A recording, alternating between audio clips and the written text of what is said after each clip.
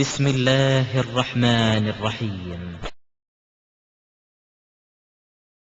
அஸ்ஸலாமு அலைக்கும் வரஹ்மத்துல்லாஹி வபரகாத்துஹு. அன்பு மிகுந்த சகோதரர்களே, வல்ல அல்லாஹ் இந்த உலகத்திலே தன்னுடைய நேரான வழியை பல சகோதரர்களுக்கு காட்டியிருக்கிறான். அதே போன்று பல்வேறு மனிதர்களுக்கு அவனுடைய நேர்வழியை காட்டாமலும் இருக்கிறான். இந்த நேரத்திலே இறைவன் நம்மவர்களையெல்லாம் அவனுடைய வழிகாட்டுதலின்பால் தேர்ந்தெடுத்திருக்கிறான். உலகத்திலே வாழக்கூடியவர்கள் எத்தனையோ பேர் நம்மை விட படித்தவர்களாக, அறிவில் சிறந்தவர்களாக விளங்குகிறார்கள். அரசியல் தலைவர்களாகவும் திகழ்கிறார்கள். இவர்களுக்கெல்லாம் நேர்வழி காட்டாத இறைவன் நம்மை போன்ற சாமானியர்களுக்கு அவனுடைய வழியை காட்டியிருக்கிறான். இன்றைய கால சூழ்நிலைகளிலே உலகத்திலே மிக உயர்ந்த பதவியாக கருதப்படுவது அமெரிக்கனுடைய ஜனாதிபதி பதவி. இன்றைக்கு அந்த பதவிக்கு ஒபாமா தேர்ந்தெடுக்கப்பட்டிருக்கிறார். அவருக்கெல்லாம் அல்லாஹ் நேர்வழி காட்டியிருக்கிறான் என்றால் இல்லை. இந்தியாவுடைய பிரதமராக மன்மோகன் சிங் தேர்ந்தெடுக்கப்பட்டிருக்கிறார். அவருக்கு அல்லாஹ் இந்த நேர்வழியை காட்டவில்லை. இதுபோன்று உலகத்திலே பல்வேறு அரசியல் தலைவர்கள், பெரிய பெரிய பதவிகளை வகிக்கக்கூடியவர்களுக்கெல்லாம் இதுபோன்ற நேர்வழியை அல்லாஹ் தராமல், சின்ன சின்ன படிப்பு அல்லது அது கூட இல்லாமல் அன்றாட கூலி வேலைகள் செய்யக்கூடிய, சில வியாபாரங்களை செய்யக்கூடிய நம்மவர்களை அல்லாஹ் தேர்ந்தெடுத்து உனக்கு இந்த நேரான வழியை காட்டியிருக்கிறேன் என்று அல்லாஹ் சொல்லுகிறான். பெரிய பெரிய படித்தவர்களை எல்லாம் விட்டுவிட்டு, பண்பாளர்களை எல்லாம் விட்டுவிட்டு, பெரிய மகா மேதைகளை எல்லாம் விட்டுவிட்டு சாமானியர்களுக்கு அல்லாஹ் நேர்வழி காட்டுகிறான். அது இன்றைக்கு மாத்திரமல்ல, நபியுடைய காலத்திலே நீங்கள் பார்த்தால் அபூஜஹலுக்கு என்ன அரசியல் தெரியாதா? அவனுக்கு தெரியாத படிப்பா? எவ்வளவோ உயர்ந்த அறிவை பெற்றவன் தான். ஆனால் இறைவன் அபூஜஹலுக்கு அல்லாஹ் நேர்வழி காட்டாமல் அந்த மண்ணிலே வாழ்ந்த மிக மிக தாழ்த்தப்பட்ட, ஒடுக்கப்பட்ட, பின்தங்கிய, படிப்பு அறிவு இல்லாத பிலாலுக்கு அல்லாஹ் நேர்வழி காட்டுகிறான். படிப்பிலையும் அரசியல் அனுபவத்திலையும் முதிர்ந்து இருக்கக்கூடிய அபூஜஹலுக்கு அல்லாஹ் நேர்வழி காட்டல. ஆனா சாதாரண ஒரு பிலாலுக்கு, சுமையாவிற்கு, இது போன்ற ஆட்களுக்கெல்லாம் அல்லாஹ் நேர்வழி காட்டியிருக்கிறான். இந்த பாடம் நமக்கு எதை படித்து தருகிறது என்றால், நேர்வழி என்பது என்னுடைய கையில் தான் இருக்கிறது. அது யாருடைய கையிலேயே நான் கொடுத்து விடவில்லை. இந்த அதிகாரத்தை வேற யாருக்கும் நான் தரவும் இல்லை என்பதை இந்த சம்பவங்கள் இன்றைக்கும் அன்றைக்கும் எல்லா காலத்திலையும் நடைமுறையில் அல்லாஹ் செயல்படுத்தி காட்டுகிறான். இதை திருமறையிலையும் அல்லாஹ் சொல்லி காட்டுகிறான். யுதில்லு மையஷா வயஹ்தி மையஷா. அவன் நாடியவர்களை வழிதவற செய்கிறான், அவன் நாடியவர்களை நேர்வழிப்படுத்துகிறான். இதே போன்று அல்லாஹ் சூரத் இப்ராஹிம் என்று சொல்லப்படுகின்ற 14வது அத்தியாயத்திலே 4வது வசனத்திலேயும் அல்லாஹ் இன்னொரு கோணத்திலே அல்லாஹ் சொல்லுகிறான். ஃபயதில்லுல்லாஹு மையஷா. அல்லாஹ் தான் நாடியவர்களை வழிதவற செய்கிறான். வயஹ்தி மையஷா. அவன் நாடியவர்களை நேர்வழிப்படுத்துகிறான். இந்த ஒரு வசனத்தில் பல்வேறு விதமான கருத்துக்கள் அடங்கி இருந்தாலும் நாம் ஏற்கனவே சொன்ன அடிப்படையான விஷயத்தை அல்லாஹ் இந்த வசனத்திலே மையப்படுத்தி சொல்லுகிறான்.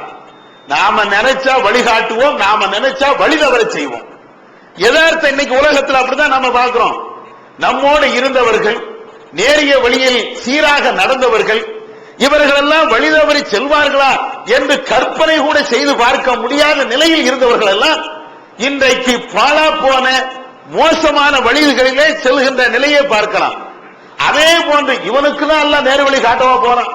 எவ்வளவோ சொல்லிட்டாமே, திருந்தவே மாட்டுகிறானே, எவ்வளவோ பேசிட்டாமே, இவனுக்கு நேர்வழி கிடைக்கலையே, இவனுக்கு தான் எல்லாம் நேர்வழியா காட்ட போறான் என்று நாம நினைச்சிருப்போமே, அவர் முன்சப்ல வந்து இருப்பார். அவர் இந்த ஏகத்துவத்தை எடுத்துச் சொல்கின்ற நிலையில இருப்பார், கடுமையாக உழைப்பார், தன்னுடைய குடும்பத்தார்களுக்கு, ஜமாத்தார்களுக்கு, ஏனையவர்களுக்கு இந்த ஏகத்துவத்தை எடுத்துச் சொல்லக்கூடிய விதத்தில் முன்னோடியாக திகழ்கிறார். இருந்தவர்கள் எல்லாம் போகிறார்கள், ஆனால் போனவர்கள் எல்லாம் திரும்ப வருகிறார்கள். நேரு வழி கிடைக்காதவர்கள் எல்லாம் நேரு வழி பெற்று வருகிறார்கள். எதை உணர்த்துகிறது என்றால், என் கையிலும் இல்ல, உங்க கையிலையும் இல்ல, இந்த ஜமாத்து கையிலையும் இல்ல, யார் கையிலையும் இல்ல நேரு வழி காட்டுவது என்பது. ஏக இறைவன் நாடினால் எனக்கு நேரு வழி காட்டுவான், உங்களுக்கு காட்டுவான். அவன் நினைத்தால் யாரையும் வழி தவற செய்வான். இந்த கருத்தை மையமாக வைத்து அல்லாஹ் இந்த வசனத்திலே சொல்லுகிறான். இந்த நேர்வழி என்பது அவன் காட்டிய நேரத்தில் காட்டிய அவன் யாரை நினைக்கிறானோ அந்த ஆட்களுக்கு தான் நேர்வழி காட்டுகிறான். எப்ப நேர்வழி காட்ட வேண்டும் என்று விரும்புகிறானோ அப்பதான் நேர்வழி காட்டுகிறான். இதற்கு சில உதாரணங்களை சொன்னால் புரியும். நபிகள் நாயகம் ஸல்லல்லாஹு அலைஹி வஸல்லம் அவருடைய காலகட்டத்தில் அபூ சுஃபியான் என்ற ஒரு நபி தோழர் வாழ்ந்தார். இவர் சாதாரண ஒரு நபி தோழர் என்று சொல்ல இயலாது. மிக பிரபலியமான நபி தோழர்களில் இவரும் ஒருவர். பல தியாகங்களை செய்தவர், இஸ்லாமிய ஏகத்துவ கொள்கைக்காக பாடுபட்டவர்.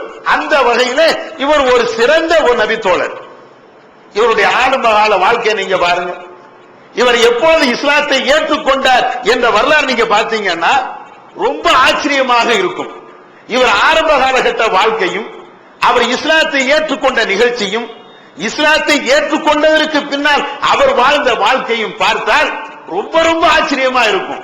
ஆச்சரியம் மாத்திரம் இல்ல, அல்லாஹ் சொல்றானே, நான் நினைச்சா நேர்வழி காட்டுவேன், நான் நினைச்சா வழி தவற செய்வேன், யாருக்கு நேர்வழி காட்டணும் என்று எப்பொழுது காட்டணும் என்று நான் விரும்புகிறேனோ அப்பதான் நேர்வழி காட்டுவேன் என்று அல்லாஹ் சொல்றானே. அதற்கு இந்த அபூ சுஃபியானுடைய வாழ்க்கை ஒரு அற்புதமான ஒரு வாழ்க்கை. ஆரம்ப காலகட்டத்தில் நபிகள் நாயகம் ஸல்லல்லாஹு அலைஹி வஸல்லம் அவர்கள் மக்கா விட்டு மதீனாவுக்கு ஹிஜ்ரத் செய்றாங்க. அங்கே சில காலம் வாழுகிறார்கள். அதற்கு பின்னால பத்ர் என்ற யுத்தத்தை அவர்கள் சந்திக்கிறார்கள். இந்த பத்ர் என்ற யுத்தம் ஏன் ஏற்படுகிறது? நாம் எல்லாம் அறிந்த ஒரு தெளிவாக இருக்கக்கூடிய ஒரு வரலாறு தான். என்ன சம்பவம்? இந்த அபூ சுஃபியானுடைய தலைமையில வியாபார கூட்டம் வருகிறது. இந்த வியாபார கூட்டத்தை தடுத்து நிறுத்தி அவருடைய செல்வங்களை எடுக்க வேண்டும் என்று சஹாபாக்களும் நபி அவர்களும் அவங்க திட்டம் போடுறாங்க. இந்த செய்தி அபூ சுஃபியானுக்கு கிடைக்குது. அபூ சுஃபியான் அவர் இந்த அப்ப இஸ்லாத்துக்கு அவர் வரல. அவருக்கு இந்த தகவல் கிடைத்த உடனே மதீனா வழியாக நாம சென்றால் கண்டிப்பாக இஸ்லாமியர்கள் நம்மை தடுத்து நிறுத்தி விடுவார்கள், நம்முடைய பொருளாதாரத்தை பறித்து விடுவார்கள், எனவே இந்த வழிக்கு செல்லக்கூடாது அப்படின்னு திட்டமிட்டு மதீனாவுக்கு வராமலேயே மதீனாவுடைய வெளிப்புற பாதையாக அந்த கடற்கரை வழியாக மக்காவுக்கு செல்ல அவர் திட்டமிடுகிறார். மக்காவுக்கு செல்வதற்கு முன்னாலேயே ஒரு ஆளிடத்தில் ஒரு தகவலையும் அவர் கொடுத்து அனுப்புகிறார். என்ன தகவல்? மக்கா காபிர்களுக்கு உங்களுடைய செல்வங்கள் எல்லாம் இன்றைக்கு ஏன் தலைமையில் இருக்குது, ஆனால் இந்த முஸ்லிம்கள் எல்லாம், இந்த மதீனாவாசிகள் எல்லாம் இதை கொள்ளையடிக்க வேண்டும் திட்டமிடுகிறார்கள். நீங்கள் போருக்காக உங்களுடைய செல்வத்தை காப்பாற்றுவதற்காக நீங்கள் வரவில்லை என்றால் உங்களுடைய செல்வம் எல்லாம் அழிஞ்சிரும், போருக்கு திரண்டு வாங்க அப்படின்னு ஒரு ஆள்கிட்ட தகவலை சொல்லி இவர் அனுப்புகிறார். அவர் மக்காவுக்கு வருகிறார். மக்காவில் இருக்கக்கூடிய அபூஜஹல் போன்ற பெரும் தலைவர்கிட்ட சொல்றாரு, அவங்க படையை திரட்டிட்டு வராங்க. இதே நேரத்தில் அபூ சுஃபியான் இந்த செல்வங்களை அப்படியே பாதுகாப்பாக மக்காவுக்கு கொண்டு செல்கிறார். பத்ர் போர் என்ற அந்த நிகழ்வு நடக்கிறது. பத்ர் போரை பற்றி உங்களுக்கு தெரியும். மக்கா காபிர்கள் எவ்வளவு பெரிய தலைவர்கள் எல்லாம் இருந்தார்களோ அத்தனை தலைவர்களும் அங்கே கொலை செய்யப்படுகிறார்கள். யாரும் பெரும் பெரும் தலைவர்கள் எல்லாம் அவருடைய தலைகள் எல்லாம் அங்கே உருட்டி எடுக்கப்படுகிறது. இவ்வளவு பெரிய சம்பவத்தில் இந்த அபூ சுஃபியான் தப்பிக்கிறார். பத்ர்ல உண்மையிலேயே இவரும் கலந்திருந்தார். அல்லாஹ் அப்படி ஒரு நாட்டத்தை நாடி இருந்தார். அபூஜஹலுடைய தலை போவதற்கு எவ்வளவு நேரம் ஆச்சோ அதை விட கொஞ்ச நேரத்தில் இந்த அபூ சுஃபியானுடைய தலை போயிருக்கும். இன்னும் சொல்ல வேண்டும் என்றால் இவர் வியூகம் வகுக்கவில்லை என்றால், அல்லாஹ்வுடைய நாட்டம் இல்லை என்றால், அந்த படையை கொண்டு வந்தார, அதாவது வியாபார படையை கொண்டு வந்தார, அப்பவே இவரை தடுத்து நிறுத்தி அந்த இடத்திலேயே சஹாபாக்களுடைய கழுத்தை வெட்டி இருக்கலாம். அல்லாஹ் அதுல இருந்தெல்லாம் காப்பாற்றுகிறார். அதற்கு பின்னால உஹது என்ற போரை இவர் சந்திக்கிறார். யார்? இந்த அபூ சுஃபியான். அது எப்படி? உஹது என்ற போர் உங்களுக்கு தெரியும். இஸ்லாமிய வரலாறுலேயே இஸ்லாமியர்களுக்கு ஒரு தோல்வி என்று சொன்னால் அந்த உஹது தான். கடுமையான ஒரு யுத்தம் நடக்கிறது. அதனுடைய வரலாறு முழுமைக்கு சொல்லல, சில பாயிண்ட்களை மாத்திரம் சொல்ல நினைக்கிறேன். அந்த உஹது யுத்தத்துல சஹாபாக்களுக்கு கடுமையான ஒரு சோர்வு, கஷ்டம், தோல்வி ஏற்படுகிறது.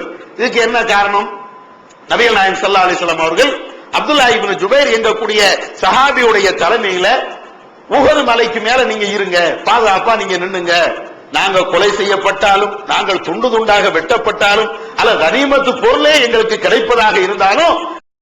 ஈகத்துவம் ஓரிரை கொள்கையை விளக்கும் மூப்பற்ற மாத இதழ் PJ MI சுலைமான், ஷம்சுல்லுஹா, இன்னும் பல சிறந்த அறிஞர்களின் கருத்து கருவூலங்கள், இன்னும் பல சிறந்த அம்சங்களுடன் வெளிவரும் ஏகத்துவம் இதழை படித்து உங்கள் மார்க்க அறிவை வளர்த்துக் கொள்ளுங்கள். ஆண்டு சந்தா உள்நாடு 100 ரூபாய், வெளிநாடு 400 ரூபாய், தனி இதழ் 9 ரூபாய். உங்கள் டிராப்ட்களை ஏகத்துவம் இலக்கம் 30 அரண்மனைக்காரன் தெரு, மண்ணடி, சென்னை 3 என்ற முகவரிக்கு அனுப்புவீங்கள். மகளிருக்கு வழிகாட்டும் மாத இதழ் தீன்குல பெண்மணி, தமிழ்நாடு தவ்ஹீத் ஜமாத்தின் மேற்பார்வையில் முஸ்லிம் பெண்களுக்கான இல்லற கடமைகள், மருத்துவ பகுதி, சிறுவர் பகுதி, திருமண தகவல் பகுதி, ஹதீஸ் திறனாய்வு போட்டி மற்றும் பல சுவையான அம்சங்களுடன் வெளிவரும் முஸ்லிம் பெண்களுக்கான முழுமையான மாத இதழ் தீன்குல பெண்மணி. ஆண்டு சந்தா உள்நாடு 100 ரூபாய், வெளிநாடு 400 ரூபாய், தனி இதழ் 9 ரூபாய். உங்கள் MODDகளை எடுத்து அனுப்ப வேண்டிய முகவரி தீன்குல பெண்மணி, நம்பர் 30, அரண்மனைக்காரன் தெரு, மண்ணடி, சென்னை 1. இங்க வெளியில வரக்கூடாது, மேலேதான் நிக்கணும் என்று நபி அவர்கள் உத்தரவாதம் கொடுத்து அங்கே நிக்க சொன்னாங்க. ஆனா அப்துல்லா இப்னு ஜுபைருடைய தலைமையில் அமைந்த அந்த படை கீழே பாக்குறாங்க, சஹாபாக்கள்லாம் கனிமத்து பொருளை எடுத்துக்கிட்டு ஓடுறாங்க. மேல இருக்கக்கூடியவங்க அதை பார்த்துக்கிட்டு நம்மளுக்கு கனிமத்து பொருள் கிடைக்காம போயிருமே, மற்ற ஆட்களுக்கு தானே அது கிடைக்கும் அப்படின்னு சொல்லி கீழே இறங்க எத்தனைக்கிறாங்க. தலைவர்கிட்ட அப்துல்லா இப்னு ஜுபைர்ட்ட கேட்கிறாங்க, இல்ல நீங்க போக வேண்டாம் என்று அவங்க சொல்லியும் இவங்க எல்லாரும் இறங்குறாங்க. கடைசி நிலை என்ன? போர்க்களத்திலே அதிகம் தந்திரவு பெற்றவர் இந்த அபூ சுஃபியான். எந்த போரையும் சாமானியமாக எதிர்கொள்ளக்கூடியவர், போர்ல நல்ல கைதேர்ந்தவர்.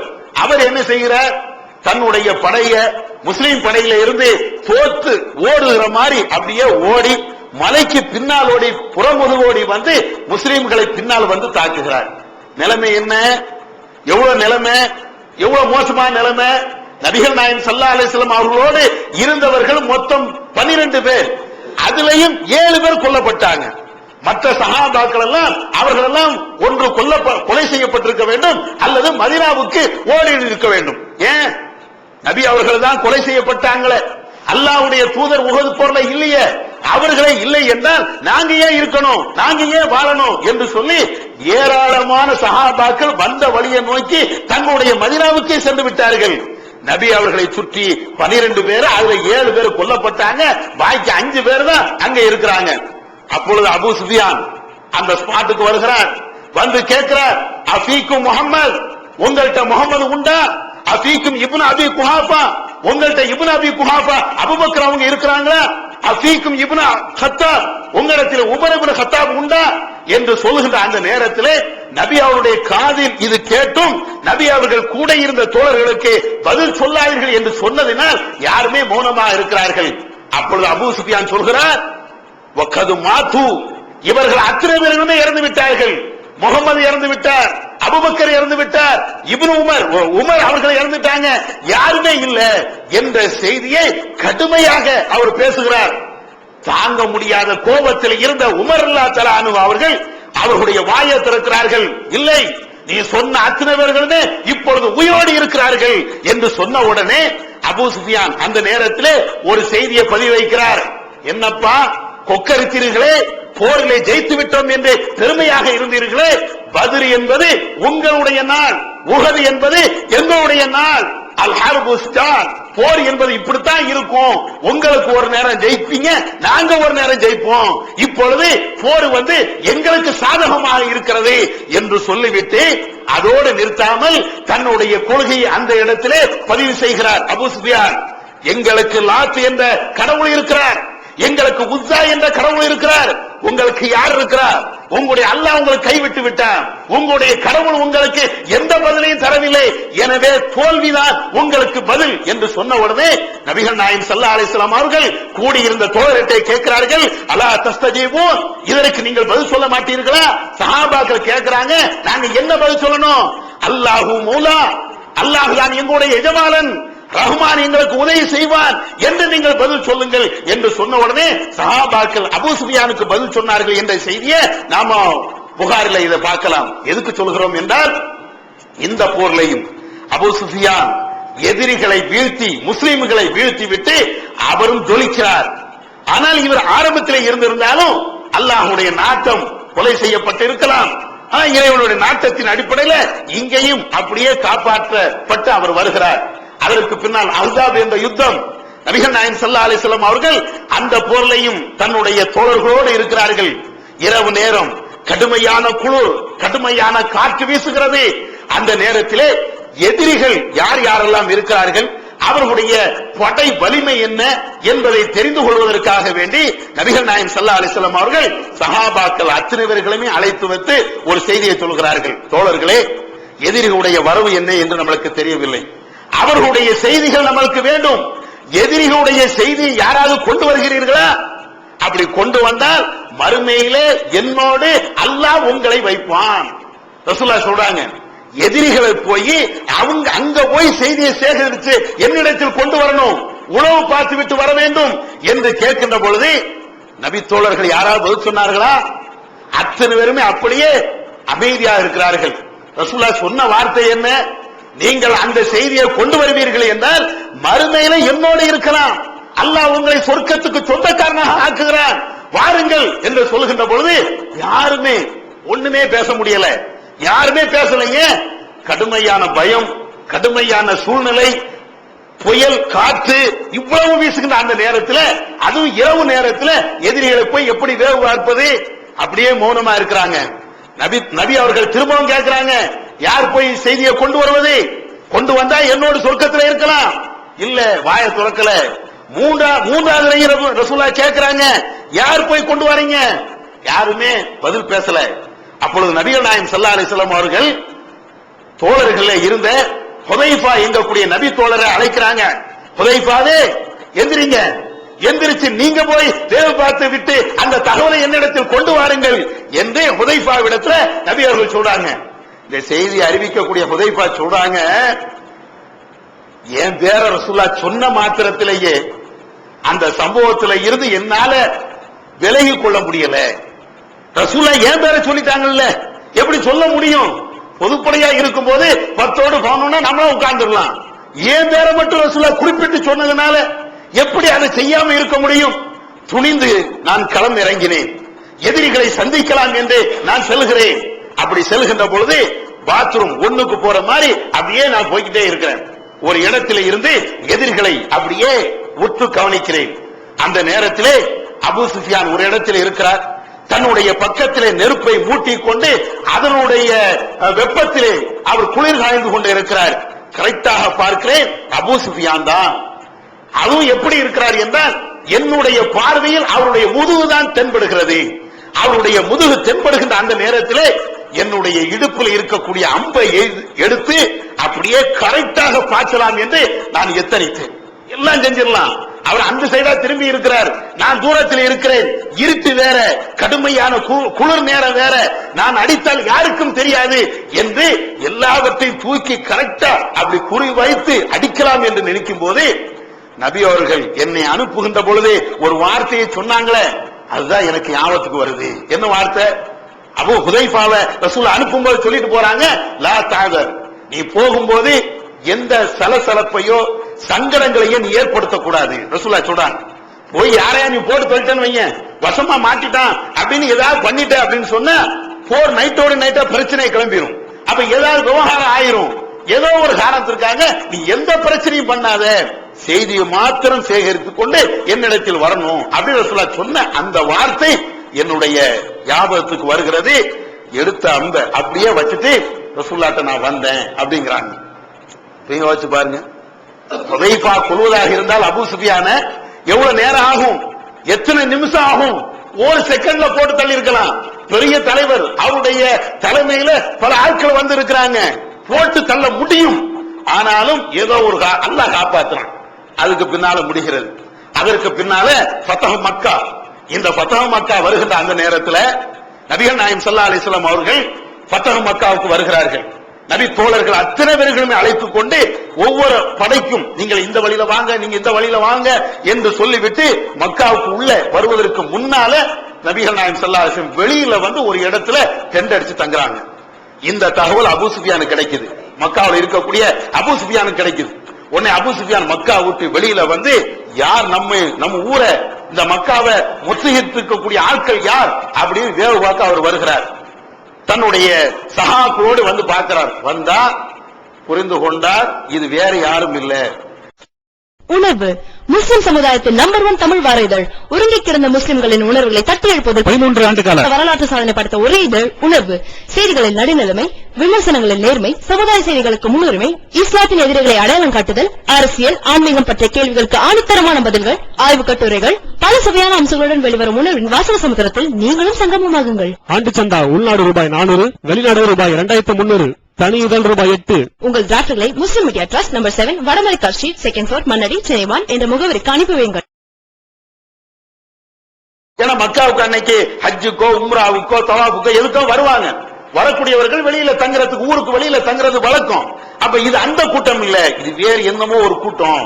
முகமது எதுவும் வந்திருப்பாரோ அப்படின்னு அவர் நினைச்சுக்கிட்டே இருக்கும் போது நபி அவர்களுடைய உளவு படை டக்குன்னு அபூ சுஃபியான கைது பண்றாங்க. அபூ சுஃபியான அந்த இடத்திலேயே இரவோடு இரவா கைது பண்ணி ரசூலுல்லாஹ்ட்ட போய் அப்படியே ஒப்படைக்கிறாங்க.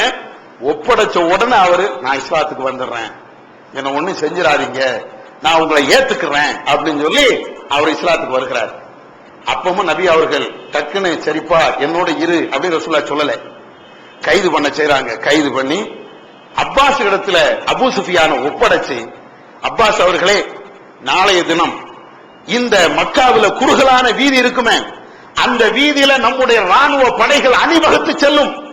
அந்த நேரத்தில் இவரை அங்கே நிப்பாட்டி நம்முடைய படையை பார்க்க வைக்க வேண்டும். இஸ்லாமிய படை எவ்வளவு வலிமையானது, எவ்வளவு உறுதியானது, ஏகத்துவத்திற்காக அல்லாஹ்வுடைய கொள்கையை வாழ வைப்பதற்காக வேண்டி இந்த படை செய்கின்ற தியாகங்கள் என்ன இவர் பார்க்க வேண்டும் என்று சொல்லி அப்பாஸ் உடைய கையில அபூ சுஃபியான அப்படியே ஒப்படைச்சு நீங்க நிப்பாட்டுங்க அப்படிங்கிறாங்க. அடுத்த நாள் அப்பாஸ் அவர்கள் அபூ சுஃபியான பிடித்துக் கொண்டு மக்கா அந்த தெருவிலே அப்படியே நிக்கிறாங்க. ஒவ்வொரு படையா இஸ்லாமிய படைகள், ராணுவ படைகள் அந்த மக்கா தெருக்களிலே அப்படியே செல்கிறது. முதலிலே கிஃபாரி கோத்திரத்தார்கள் அவர்கள் அணிவகுத்து செல்கிறார்கள். அபூ சுஃபியான் அப்பாஸ் இடத்தில் கேட்கிறார்கள், இவர்கள் யார்? அப்பாஸ் சொல்றாங்க, இவங்க தான் கிஃபாரி கோத்திரத்தார்கள். அவங்க இஸ்லாத்துக்கு வந்துட்டாங்களா? அவங்க எல்லாரும் உங்க அணிலா இருக்கிறாங்களா? அப்ப ஏன் இவர்களை எதிர்த்து நான் போராட வேண்டும்? அடுத்த அணி செல்கிறது, ஜுஹைனா கோத்திரத்தார்கள். அபூ சுஃபியான் கேட்கிறார், இவர் யார்? இவர்கள் எல்லாம் ஜுஹைனா கோத்திரத்தார்கள் என்று சொன்ன உடனே இவங்களும் இஸ்லாத்துக்கு வந்துட்டாங்களா? இப்படி ஒவ்வொரு கோத்திரத்தார்களும் அவர்களுடைய படை பலத்தோடு மக்கா உள்ளே செல்கிறார்கள். ஒவ்வொரு படையையும் இவர் பார்த்துக் கொண்டே இருக்கிறார். இறுதியாக அன்சாரியை சார்ந்த அந்த நபித்தோழர்களுடைய படை வருகிறது. சாத் இப்னு உபாதா அவர் அப்படி அவருடைய தலைமையில வருகின்ற அந்த நேரத்தில் அவர் அபூ சுஃபியான பார்க்கிறார். பார்த்துட்டு சொல்றாரு, உனக்கு இன்னைக்கு அழிவுதான். எப்படி இருக்கும்? பல காலத்து விரோதி இப்பதான் கையில மாட்டி இருக்கிறார், நமக்கு வலிமையோடு நாம இருக்கிறோம் அப்படின்னு தெரிஞ்ச உடனே அந்த பழைய ஆசையில வெறுப்புல ஒருத்தன் வசமா மாட்டிக்கிட்டான். அதுவும் உஹதுல நம்முடைய தோழர்களை கொண்டு குவித்தாரே அவர் தானே இந்த அபூ சுஃபியான். நம்முடைய அன்சாரிகளை எத்தனை பேர்களை கண்டந்துட்டமாக வெட்டினாரே அவர் தானே இந்த அபூ சுஃபியான் என்பதெல்லாம் அவருடைய கண்ணுக்கு வருமா இல்லையா? அந்த ஆத்திரத்திலே அவர் பேசுகிறார், இன்றைக்கு உனக்கு அழிவுதான், இன்னைக்கு இந்த மக்காவுக்கு அழிவுதான், பார்த்து விடுவோம் என்று அவர் அப்படியே படையை நடத்தி செல்கின்ற பொழுது இந்த வார்த்தையை சொல்லிவிட்டு செல்கிறார். அதற்கு பின்னால ஒரு சின்ன படை, அந்த படையில அல்லாஹ்வுடைய தூதர் நபிகள் நாயகம் ஸல்லல்லாஹு அலைஹி வஸல்லம் அவர்களும் அப்படியே அந்த படையோடு அணிவகுத்து செல்கிறார்கள். அபூ சுஃபியான் ரசூலுல்லாஹ் பார்த்து, அல்லாஹ்வின் தூதரே, சாது சொன்ன வார்த்தையை பாத்தீங்களா? நான் தான் இஸ்லாத்துக்கு வந்துட்டேனே, சாது பேசின அந்த வார்த்தையை பாத்தீங்களா? என்ன சொன்னார் என்று ரசூலுல்லாஹ் கேட்ட உடனே இப்படி எல்லாம் அவர் சொல்லிட்டாரு, எனக்கு ரொம்ப கஷ்டமா இருக்குது அப்படின்னு. இல்ல, சாது அவர் தவறாக சொல்லிவிட்டார், அவர் உண்மைக்கு புறம்பான ஒரு வார்த்தையை பேசிவிட்டார், அவர் சொன்னது இங்கே நடக்காது. இன்றைக்கு இந்த காபாவிலே துணி போர்த்தப்படுகின்ற ஒரு புனிதமான ஒரு நாள், இங்கு யாருக்கும் அழிவு கிடையாது என்று நபிகள் நாயகம் ஸல்லல்லாஹு அலைஹி வஸல்லம் அவர்கள் சொன்னார்கள் என்ற இந்த செய்தியை இதையும் புகார்ல பார்க்கலாம். சகோதரர்கள் யோசிச்சு பாருங்க, பத்ர்ல தப்புன அபூ சுஃபியான், உஹதுல தப்புன அபூ சுஃபியான், அஹ்ஸாப் போர்ல தப்புன அபூ சுஃபியான், இஸ்லாமியர்களுடைய பல வாட்களுக்கும் இரையாக வேண்டிய அபூ சுஃபியான், கடைசியாக இந்த நேரத்திலையும் ஏன் இந்த ஃபத்ஹ் மக்காவுல கூட அவர் கொஞ்சம் திமிரி இருந்தால், அவர் நான் போர் நடத்திய தீர்வேன் என்று சொல்லி இருந்தால் அந்த நேரத்திலையும் அவருடைய கழுத்து அவருடைய தலை இந்த மண்ணிலே உருண்டிருக்கும். அல்லாஹ் அப்படியே காப்பாற்றி பல வருடங்களாக பல போர்க்களத்தில் காப்பாற்றி கடைசியாக ஈமான் என்ற இந்த ஹிதாயத்தை, நேர்வழி என்ற இந்த ஹிதாயத்தை அபூ சுஃபியானுக்கு அல்லாஹ் கொடுக்கிறான். யோசிச்சு பாருங்க, ரஹ்மான் இல்லையா? இதே சம்பவத்தை இன்னொன்னு யோசிச்சு பார்க்கணும். அபூ சுஃபியான் யாரோ ரசூல் ஸல்லல்லாஹு அலைஹி வஸல்லம் அவர்களை பாராட்டி சீராட்டி வளர்த்த அபூ தாலிபுக்கு அல்லாஹ் நேர்வழி காட்டல. திரும்ப திரும்ப ரசூலுல்லாஹ் சொன்னாங்களே, திரும்ப திரும்ப இஸ்லாத்துக்கு வாங்கினாங்களே, கடைசி காலம் வரை கடைசி மூச்சு வரையிலையும் நீங்க லா இலாஹ இல்லல்லாஹ் என்று சொல்லுங்க, இதை வைத்து மறுமையில நான் பேசுவேன்னாங்களே. அப்போ கூட அபூ தாலிப் இஸ்லாத்துக்கு வரல. எத்தனையோ வருடங்கள் இஸ்லாமியர்களை எதிர்த்தவர்கள், இஸ்லாமிய கொண்டு தீர்த்தவர்கள், அல்லாஹ் அவர்களுக்கு நேர்வழி காட்டுகிறான். அப்ப நேர்வழி என்பது அல்லாஹ்வுடைய கையில தான் இருக்குதே தவிர என் கையில உங்க கையில உலகத்துல எந்த மனிதனுடைய கையிலையும் கிடையாது. அல்லாஹ் திருக்குர்ஆனிலே சொல்வதை போன்று இன்னக லா தஹ்தி மன் அஹ்பப்த வலாக்கின் அல்லாஹ் யஹ்தி மன் யஷா. நீ நாடியவர்களுக்கு நேர்வழி காட்ட முடியாது, அல்லாஹ் தான் நாடியவர்களுக்கு நேர்வழி காட்டுவான் என்று அல்லாஹ் சொல்றானே, அதுதான். எனவே யாராக இருந்தாலும் எவராக இருந்தாலும் நேர்வழி என்பதை இறைவன் ஒருவன் தான் தர முடியும் என்பதை உணர்ந்து கொள்ள வேண்டும். வல்ல அல்லாஹ் இது போன்ற நேர்வழியில் கடைசி வரையிலும் நம்மை ஆக்கி அருள்வானாக. வாஹிதவான அல்ஹம்துலில்லாஹி ரப்பில் ஆலமீன். இன்னல் ஹம்தலில்லாஹ் நஹ்மதுஹு வ நுஸல்லி அலா ரசூலில் கரீம். அன்பு மிகுந்த சகோதரர்களே, அல்லாஹ் ஒரு மனிதனுக்கு நேர்வழி காட்ட நினைத்தால் எப்படியும் நேர்வழி காட்டுவான். எத்தனை வருடங்கள் கழித்தாலும் நேர்வழி காட்டுவான். ஒரு மனிதருக்கு வழிகெடுக்க நினைத்தா ஒரு செகண்ட் இறைவனுக்கு போதும். இதுதான் இந்த சம்பவங்கள் நமக்கு உணர்த்துகின்ற பாடங்கள். இதே நேரத்திலே அல்லாஹ் நமக்கு அற்புதமான இந்த ஹிதாயத் தௌஹீத் என்ற இந்த நேர்வழியை தந்திருக்கிறான். இந்த ஹிதாயத்தை பெற்ற நாம் கடைசி வரையிலும் இந்த ஈமான்ல இருக்கணும். நபிகள் நாயகம் ஸல்லல்லாஹு அலைஹி வஸல்லம் அவங்க துஆ செய்றாங்களே, யா முகல்லிபல் குலூப் சப்பித் கல்பி அலா தீனி. உள்ளங்களை எல்லாம் புரட்டக்கூடியவனே, என்னுடைய உள்ளத்தை உன்னுடைய மார்க்கத்தின்பால் உறுதியாக நீ நிலைபெறச் செய் என்று நபி அவர்கள் கேட்டாங்களே. மார்க்கத்தை சொன்ன ரசூலுல்லாஹ், ஏகத்துவத்தை படித்து தந்த ரசூலுல்லாஹ், இறையச்சத்தை உலகம் மக்களுக்கு இதுதான் என்று போதித்த ரசூலுல்லாஹ், அவங்க கேட்கிறாங்க சப்பித் கல்பி அலா தீனி, என்னுடைய உள்ளத்தை உன்னுடைய ஈமான் உன்னுடைய தீனின்பால் நீ உறுதியாக ஆக்கிவே என்று ரசூலுல்லாஹ் கேட்டாங்கன்னா நாம ஒவ்வொரு செகண்டும் கேட்கணும், ஒவ்வொரு நிமிடமும் கேட்டுக்கிட்டே இருக்கணும். யா அல்லாஹ், ஏன்னா ஈமான்ங்கிறது அப்படித்தான். இப்ப இருக்கும், பிறகு போயிரும், பிறகு இருக்கலாம், நாளைக்கு வரும், இப்படித்தான். அதனால மரணம்ங்கிறது நம்மகிட்ட சொல்லித்தான் வரும். நான் 10 மணிக்கு வருவேன், 11 மணிக்கு வருவேன், ரெடியா இருந்துக்க. வெளியே ஒரு ஆள் கூட்டு போனா சொல்லுவாரு, காரை வச்சுக்கப்பா, 10 மணிக்கு வாரேன், பைக்கை கொண்டு வா, நான் 2 மணிக்கு இருப்பேன் அப்படின்னு அவரு சொல்லலாம். மரணம் அப்படி நம்ம வீட்டு கதவு தட்டிட்டா வரும். யாருக்கு எப்பமோ யாருக்கும் தெரியாது. ஆனால் ஈமான் இருக்கும். எப்போ இது வருதுன்னு நம்மளுக்கு தெரியாது. ஆனால் எல்லா நேரத்திலையும் இதுக்கு தயாராக இருக்கணும். அப்படித்தானே குர்ஆன்ல சொல்றான், யா அய்யுஹல்லதீன ஆமனு, இறை விசுவாசிகளே, அல்லாஹ்வை அஞ்சக்கூடிய விதத்தில் நீங்கள் அஞ்சு கொள்ளுங்கள். வலா தமூத்துன்ன இல்லா வ அன்தும் முஸ்லிமூன். உங்களுடைய மரணம் இஸ்லாத்தின் அடிப்படையில் தான் இருக்கணும். அப்ப ஈமானை எல்லா நேரத்திலும் பாதுகாத்துக்கிட்டே இருக்கணும். மரணம் எப்போ வரும் எப்போ போகும் அல்லாஹு ஆலம். நம்மளுக்கு தெரியும், கூட இருந்தாலும் அப்படியே போயிடுறாரு. சாப்பிட்டுட்டே இருக்கும்போது ஹார்ட் அட்டாக்ங்கிறான், போயிட்டே இருக்கிறான், விபத்து ஆக்சிடென்ட், அப்படியே போயிடுறான். யாருக்கு தெரியும்?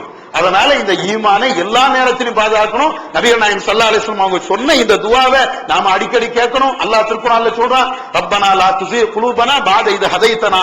இறைவா, எங்களுக்கு நேர்வழி காட்டியதற்கு பின்னால் எங்களுடைய உள்ளத்தை நீ குழப்பிராத. அல்லாஹ் சொல்லக்கூடிய ஒரு துஆ.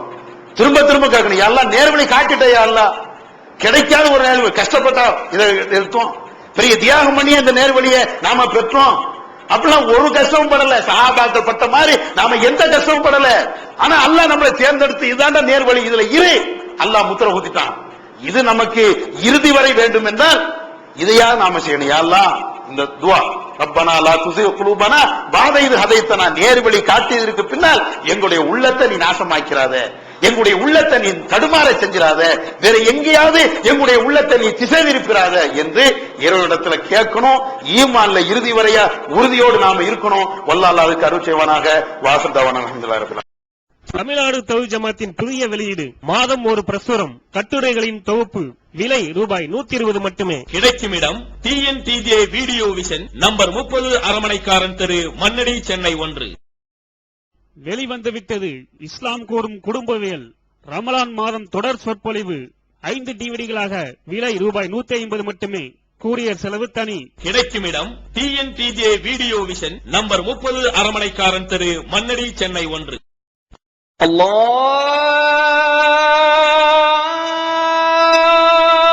அக்பர்.